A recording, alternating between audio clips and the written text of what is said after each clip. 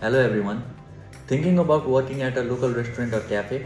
Before you start, you must get a work permit. Working illegally can lead to a massive fine or even deportation. I am from International Student Council here at Far East University, and today I am going to show you exactly how to fill out the form so your application is approved the first time. Before you fill out the form, first let's look at the documents you need.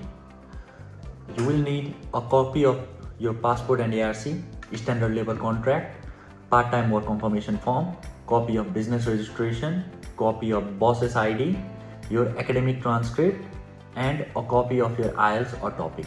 Today we will learn to fill out the standard labor contract. This is what you and your boss sign together. The contract is in English and Korean both. You can fill it in Korean or English. This is what standard labor contract looks like, and you will see at the top the section where you write the employers and your details. In the employer section, write the shop name, the boss's name, and the shop's phone number and the boss's identification number. If you can replace the shop number with your boss's phone number. In the employee section, that's you. Write your name exactly as it is in your ARC, your birth date, and the country you are from. Now let's move on to number 1, terms of labor contract.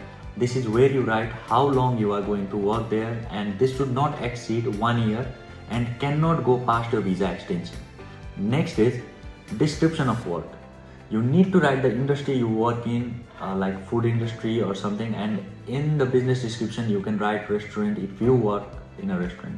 And then you will need to write a job description, what you do, like kitchen assistant or hall serving. It is based on your work. Now number 4, working hours. Before filling this out, let me tell you about the hours you can work for. On the weekdays, that is Monday to Friday, you must keep your total working hours within the allowed limit, that is 25 hours. While on the weekends and other university vacations, most D2 students with the required scores can work without any hourly restriction. Now, according to your work, fill out your start and end times. For example, 5 to 10, 10 to 12, it's according to your work. And circle the days you work, and if your work schedule is different on weekends, you can write it on the right hand side of the form as shown in the photo. Now, recess hour. Here you write your break time, for example 60 minutes per day. Break time is required if you work long hours. Next up, holidays. In this section, you must mention your days off. If you go to school on Monday, Wednesday, you cannot work on those days. Make sure your weekly rest days are clearly written. Now, let's talk about payment. Here you write your wage and choose if you are paid on a monthly, weekly, hourly or daily basis. And make sure your salary is at least the minimum wage. Now, just below this, in the payment date, write the day you get paid. If you get paid on 10 of every month, then you should write 10, as shown in the example. Now, payment method. Choose how you will get paid. It is recommended to select bank transfer for safety and record keeping. And just below that, there is a meals and accommodation section. Here, check if meal or accommodation are provided. Finally, both you and your employer must sign and stamp the contract and also write the date when you fill the form. Without signature, the contract is not valid. Now let's move on to the part-time work confirmation form. First, fill in your personal details such as your name, foreign registration number, major and semester like ILHAKI for first and IHAKI for second semester and so on. Make sure everything matches your university records. Employer information. Write the company details including the business name, Chuso address of your workplace, Koyeongju name of your boss, and phone number and the registration number.